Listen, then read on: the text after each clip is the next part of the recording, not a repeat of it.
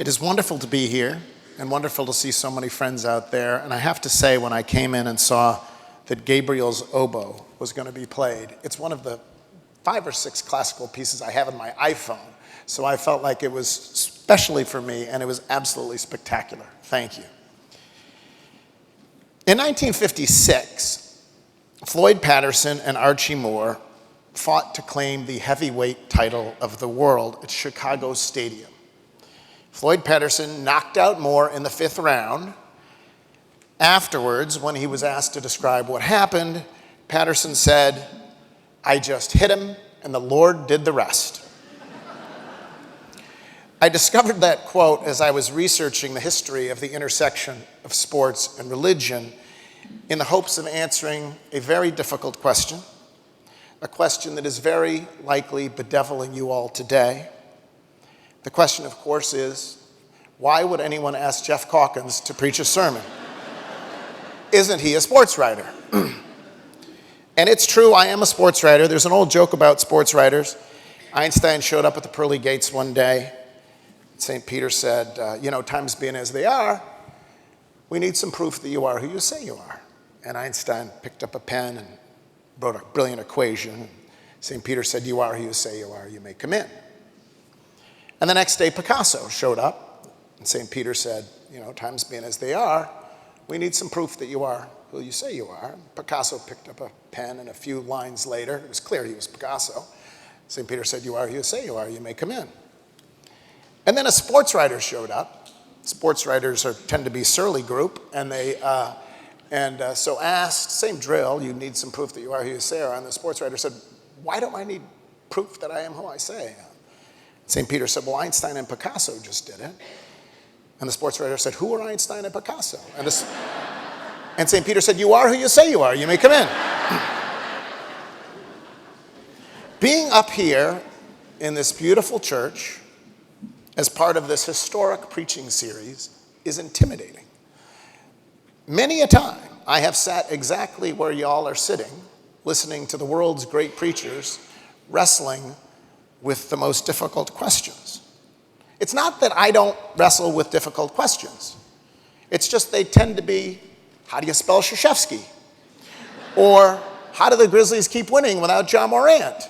Or, most puzzling of all, how exactly did we end up with a Bass Pro Shop in a pyramid? For the last few weeks, and this is 100% true, I have been dreaming, not necessarily in a good way, about giving this sermon. A week ago, I dreamt that I showed up to hear Micah Greenstein preach, but it turned out to be my day in the pulpit. So I was summoned to the pulpit to preach a sermon that I had never written. It was a little bit like the, didn't prepare for the test dream, only there was that scent of waffles in the air. But throughout all of this, pretty much everyone I've talked to, and I've asked a lot of people for advice, have suggested that I should focus on the intersection of religion and sports. And there are obvious connections. Both have their cathedrals, St. Paul's or Fenway Park. Both have their places to which people pilgrimages, whether it's Jerusalem or Cooperstown. And I understand if you're an Episcopalian anyway, both occasionally involve the consumption of alcohol. But I confess, I tend to resist these two easy parallels, which can be overdone to the point of caricature. Right now, if you go to the internet, for the low, low price of $29.95, you can buy a figurine of Jesus playing football, and a figurine of Jesus playing hockey, and a figurine of Jesus doing taekwondo. Those of you who are in the market of a professional wrestling Jesus are as of yet out of luck. I do not mean to suggest that the intersection of sports and religion can't have some wonderful aspects to them. James Naismith, who invented basketball, was an ordained minister. But I think I'm going to leave it to others to expand on those connections. As the great running back Jim Brown once said, God ain't got nothing to do with winning a football game. So I came upon my topic today another way. It was as I was covering the Memphis basketball season. And what a remarkable basketball season it was. They ended their streak of not going to the NCAA tournament. They played valiantly in losing to Gonzaga. But as some of you may remember, I played a small role in this season. After a devastating loss to SMU, I asked Penny Hardaway a question that led to a colorful rant. Among the other things Penny said was, "Stop asking me bleeping stupid questions, bro." The rant went viral. Penny apologized, but it turned out to be something of a turning point in the season.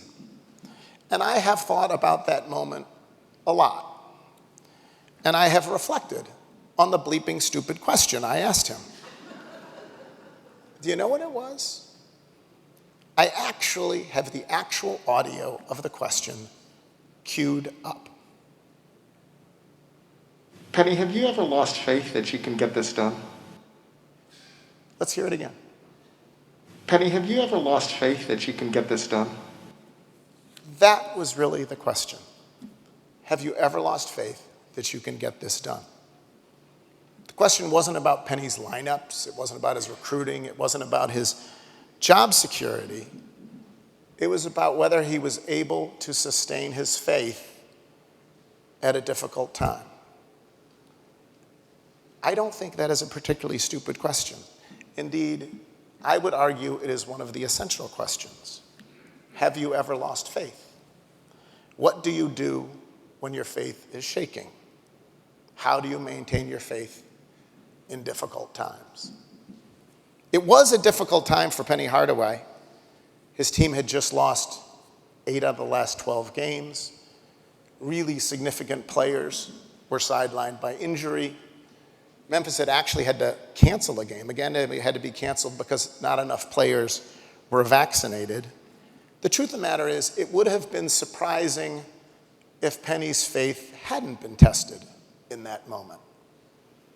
And I would argue that in a very larger sense, it would be surprising if our faith hasn't been tested over the last few years. It has been a difficult time. We live in a country where almost 25% of the population remains unvaccinated, and where 35% of the population believes the last presidential election was stolen. We live in a city in which a promising Rhodes student was shot and killed in his Midtown home. We live in a world in which one man, Vladimir Putin, has unleashed death and misery upon the people of Ukraine and the people of Russia, too. It all feels like insanity. Whatever you have faith in, whether it's democracy or humanity or God, I suspect your faith has been tested over the last few years. I know mine has. Particularly, honestly, when that Rhodes student, Drew Rayner, was killed. I am someone who has great faith in the future and goodness of this city. But that tragedy rocked me, and it rocks me still. So where do we turn in moments like these? Where do I turn? And the truth of the matter is, in a very real way, I turn to y'all. And before I explain what I mean, I want to tell you about a conversation I had with Scott Morris.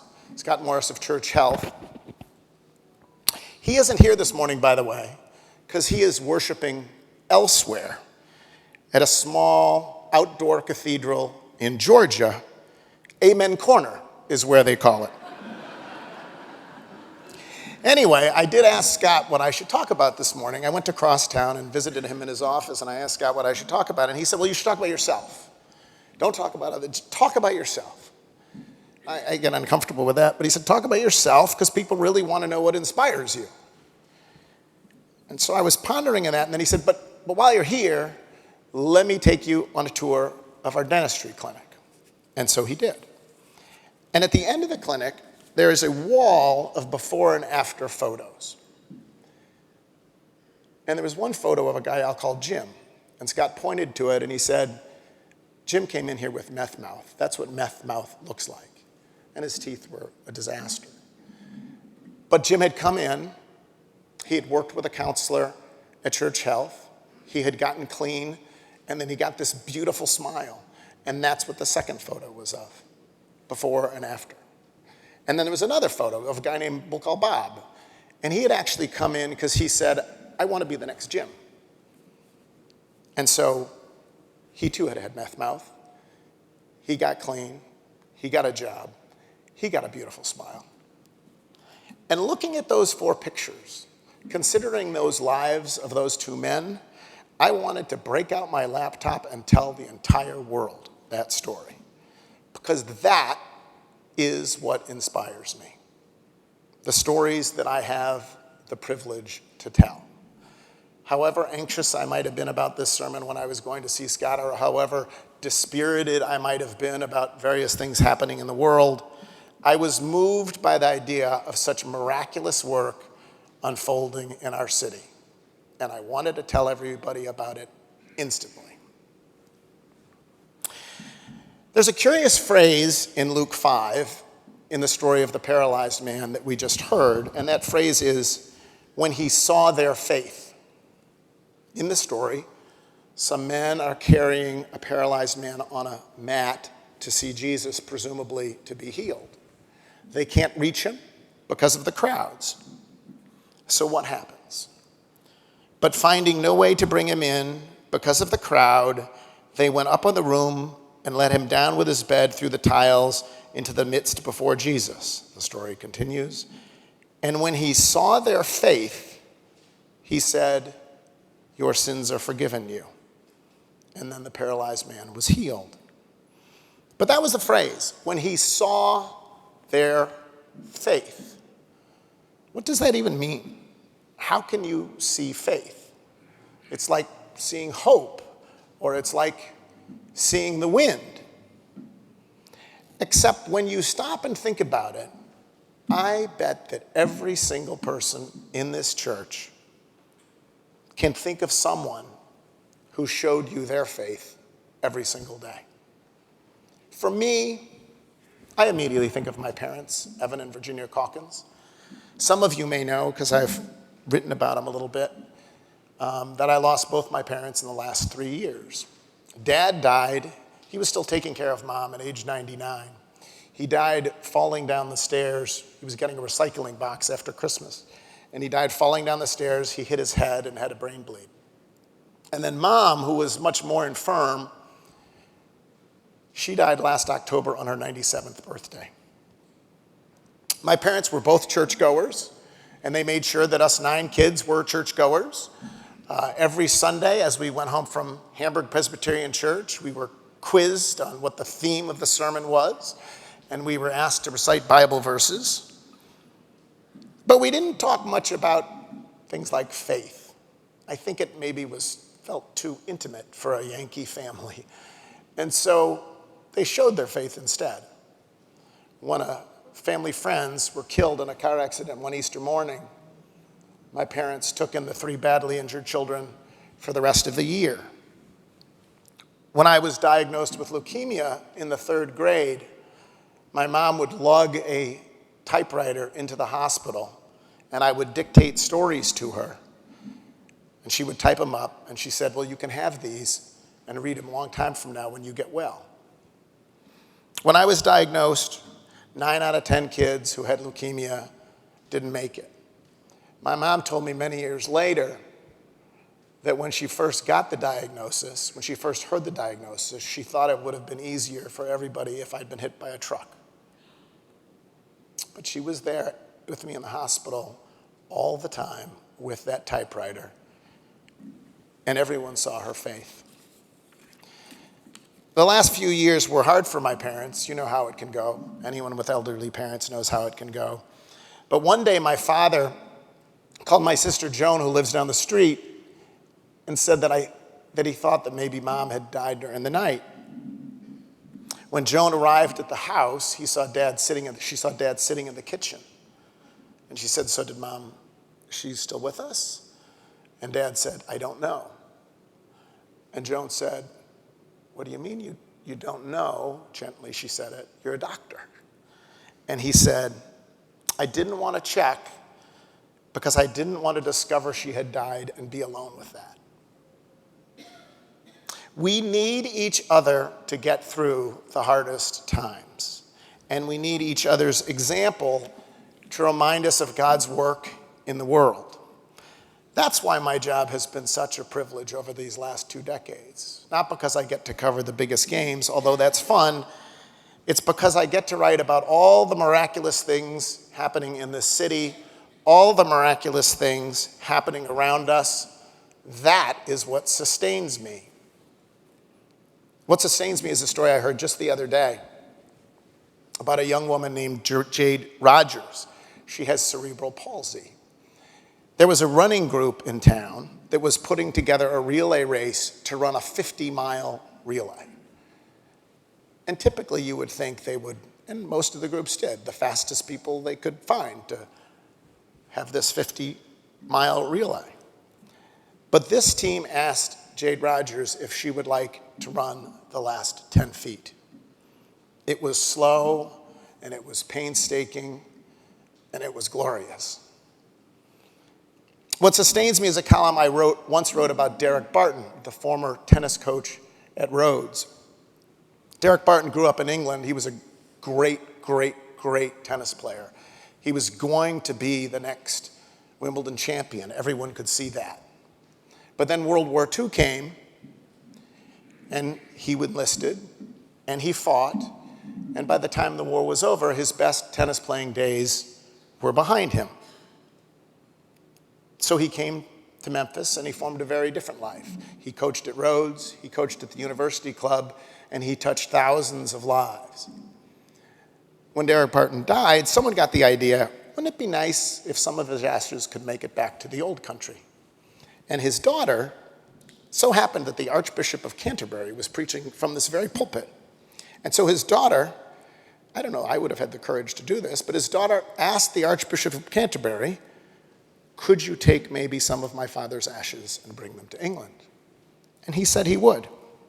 But she didn't hear anything for a little while, so she reached out for an update. And this is the note she got back. I am sending you this email from the Royal Box at Wimbledon. I have placed Derek's ashes directly outside the Royal Box at Center Court. That is the sort of story that sustains my faith in God, in people, and in the meaning of a well-led life. When I was a college student, I used to go hear a preacher named Peter Gomes. Wonderful, wonderful preacher and a splendid writer, too. In his book called The Good Life, Gomes wrote this about faith. Faith is not something we say we believe, or that we think we believe, or that we believe we believe. What we really believe is what our actions show we believe. Again, faith is not something we say we believe, or that we think we believe, or that we believe we believe. What we really believe is what our actions show we believe. So those before and after photos from Scott Morris were an expression of his faith. Church health is an expression of faith. But you know what else is an expression of faith? St. Jude Children's Research Hospital. You know what else is an expression of faith? The new Overton Park golf course, which is the inspiration of George Cates, whose life itself was an expression of faith. You know what else is an expression of faith? Asking a young woman with cerebral palsy to join your race team. You know what else is an expression of faith? This Lenten preaching series, going on 99, 100 years. I could go on and on and on. In difficult times, when we are tested, it is valuable to turn to the stories in the Bible for inspiration. But I turn to the stories of Memphians too, to see the work that is being done in schools and in medical clinics, and yes, even at nonprofit newspapers. to see what faith looks like in Memphis today. There is, of course, a challenge to this way of thinking, to each and every one of us. If faith isn't just something we believe, if it really is something that our actions say we believe, then what are our actions saying about us now? I ask myself this honestly in my work as a sports columnist, and I struggle with it too. I have had a blast writing about games for the last 2 decades. But lately I have been thinking I need to write fewer columns about games and more columns about us. What will that look like? I don't really know right now. The Grizzlies are about to embark on the playoffs, and there are some wonderful games hopefully ahead. But as this Lenten season comes to a close, I've been asking myself a question, and maybe you will ask yourself this question too. When people see my faith, what do they see? Thanks be to God.